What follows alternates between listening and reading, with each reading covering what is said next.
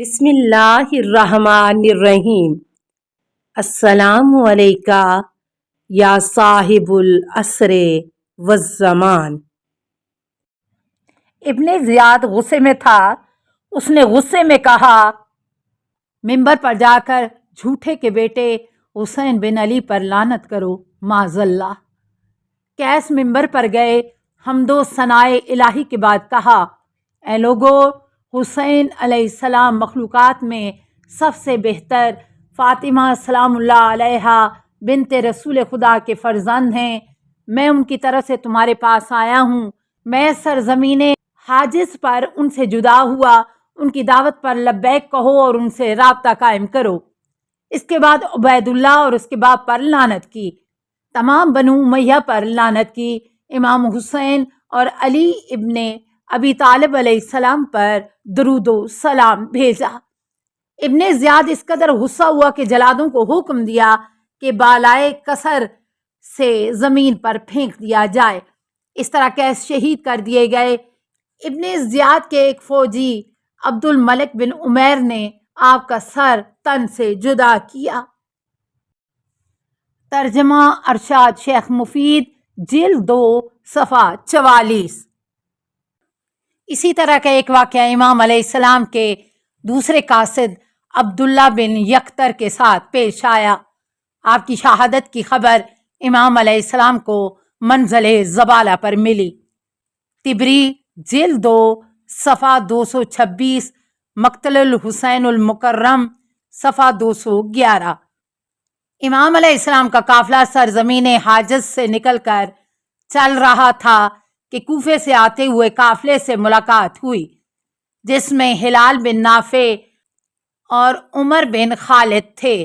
آپ نے ان سے اپنے قاصد قیس بن مصاہر کی خیریت پوچھی۔ ان لوگوں نے کہا کہ ابن زیاد نے انہیں قتل کر دیا۔ امام علیہ السلام نے فرمایا، اِنَّ لِلَّهِ وَإِنَّا إِلَيْهِ رَاجِعُونَ، اور گریہ فرمانے لگے۔ خدا نے انہیں بہشت میں جگہ دی۔ اس کے بعد بارگاہ خداوندی میں ہاتھ بلند کر کے فرمایا، خدایا تو ہمارے اور ہمارے شیعوں کا بہترین مقام پر جگہ دے کہ تو ہر چیز پر قدرت رکھتا ہے۔ لہوف صفحہ 67۔ امام علیہ السلام نے اپنے ساتھیوں کے ساتھ منزل ذو حسن پر پہنچنے اور وہاں دنیا کی بے وفائی پر ایک خطبہ فرمایا۔ آخر میں اپنے انقلابی اقدام کی وضاحت کی۔ اللہ ترون الی الحق لا یحمل بہ، کیا تم نہیں دیکھتے کہ حق پر عمل نہیں ہو رہا اور باطل کو روکا نہیں جا رہا؟ اس صورتحال میں مومن کے لیے یہی مناسب ہے کہ وہ لقائے الہی اور شہادت طلبی کے لیے آمادہ ہو جائے۔ میں ایسی صورت میں موت کو خوشبختی کے سوا کچھ نہیں دیکھتا اور ظالموں کے ساتھ زندگی بسر کرنے کو نکبت و افلاس کے سوا کچھ نہیں پاتا۔ مشیر الاحزان صفحہ 44، حلیت الاولیاء جلد 2 صفحہ 39۔ علی اکبر کی پیاری بات۔ منزل سالبیہ پر ظہر کا وقت ہو گیا۔ امام حسین علیہ السلام پر غنودگی طاری ہوئی۔ پھر بیدار ہو کر فرمایا، میں نے خواب میں ایک ہاتف کو کہتے سنا ہے کہ تم تیزی سے عبور کر رہے ہو، لیکن تم لوگوں کے تعاقب میں موت بھی تیزی سے بہشت کی طرف سے جا رہی ہے۔ علی اکبر نے عرض کیا، بابا کیا ہم حق پر نہیں ہیں؟ امام علیہ السلام نے فرمایا، ہاں بیٹا، اس خدا کی قسم جس کی طرف ہماری باز گشت ہے، ہم حق پر ہیں۔ یہ سن کر علی اکبر نے کہا، اذا لا نبالی بالموت، پھر تو ہمیں موت کی پرواہ نہیں ہے۔ امام علیہ السلام نے یہ سن کر فرمایا، میرے لال، خدا تمہیں ایک باپ کی جانب سے بہترین جزا عطا کرے۔ لہوف سید بن طاؤس صفحہ 70۔ امام کے طلب نصرت کے نمونے۔ امام حسین علیہ السلام نے راستے میں لوگوں اور سرداران قبائل سے مدد طلب کی۔ اس راہ میں بعض تو سرخ رو ہوئے اور عاقبت بخیر ہوئی، اور بعض سیاہ رو اور بدبخت ہوئے۔ اس سلسلے میں 3 نمونے پیش ہیں۔ نمبر 1، پشیمان سردار۔ امام جس وقت اپنے ساتھیوں کے ساتھ قصرِ بنی مقاتل پہنچے تو وہاں ٹھہر گئے۔ امام نے دیکھا کہ بیابان میں ایک خیمہ نصب ہے جس کے اطراف میں گھوڑے بیٹھے ہیں اور نیزوں کو زمین پر نصب کیا گیا ہے۔ آپ نے اس کے مالک کے بارے میں پوچھا۔ لوگوں نے جواب دیا، یہ عبداللہ بن حر جافی کا خیمہ ہے۔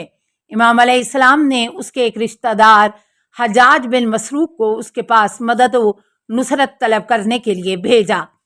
حجاج اس کے پاس گئے اور امام کی بات پہنچاتے ہوئے کہا، اگر تم نے امام حسین علیہ السلام کے دفاع میں دشمنوں سے جنگ کی تو خدا سے اجر پاؤ گے، اگر اس راہ میں قتل کیے گئے تو شہادت سے سرفراز ہوگے۔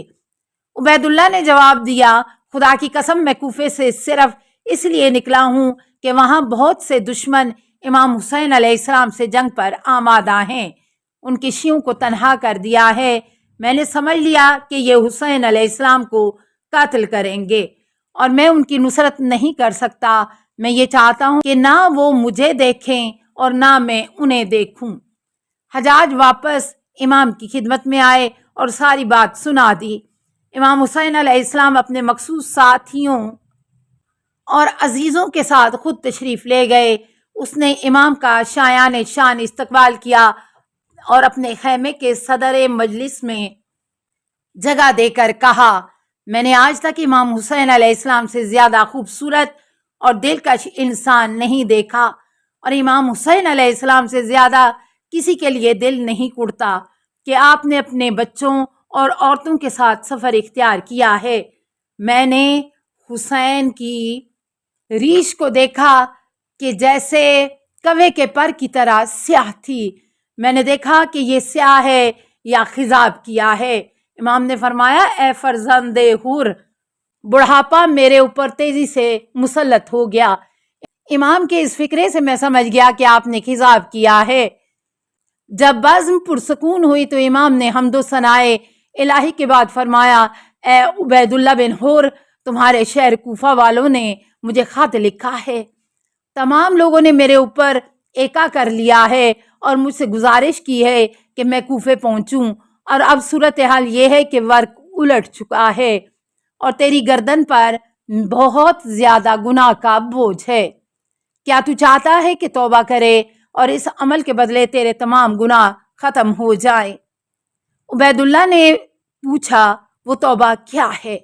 امام علیہ السلام نے فرمایا، وہ توبہ یہ ہے کہ بنت رسول کے فرزند کی نصرت اور اس کے دشمنوں سے جنگ کرے۔ عبید اللہ نے کہا، خدا کی قسم میں جانتا ہوں کہ جو بھی آپ کے ہمراہ رہے گا وہ آخرت میں خوش بخت رہے گا، لیکن مجھے ایسی توفیق امید نہیں ہے کہ آپ کے لیے یہ کام انجام دوں، کیونکہ کوفہ میں آپ کا ایک بھی مددگار نہیں ہے۔ لیکن میرے پاس ایک گھوڑا ہے کہ خدا کی قسم اس گھوڑے سے کسی کا بھی پیچھا کیا، اسے پا لیا، اور کسی نے میرا تعاقب کیا تو مجھے نہ پا سکا۔ میں یہ گھوڑا آپ کی خدمت میں پیش کرتا ہوں۔ امام حسین علیہ السلام اس سے مایوس ہو گئے اور فرمایا، جب کہ تو میری نصرت سے جی چرا رہا ہے تو نہ مجھے تیرے گھوڑے کی ضرورت ہے اور نہ تیری۔ وما کنت متخذ المضلین عضدا، اور میں کسی گمراہ کو اپنی قوت بازو نہیں بناتا ہوں۔ اب میں تجھے نصیحت کرتا ہوں کہ اگر تو نہیں چاہتا کہ میری آواز سنے اور جنگ میں شرکت کرے تو تجھے اختیار ہے کہ یہ سمجھ لے کہ جو بھی میری آواز سن کر میری مدد نہ کرے تو خداوند عالم اس کو جہنم میں جھونک دے گا۔ عبید اللہ نے ان لمحوں میں اپنے دل کو دنیا سے علیحدہ کرنے اور نصرت حسین کے لیے اپنے احساس کو نہ بنا سکا، مگر اس کے بعد وہ پشیمانی کا اظہار کرتا تھا کہ میں نے کیوں حسین کی مدد نہ کی، لیکن کیا فائدہ کہ اب تو موقع کھو چکا تھا اور اس کی تقدیر میں بدبختی لکھ دی گئی تھی۔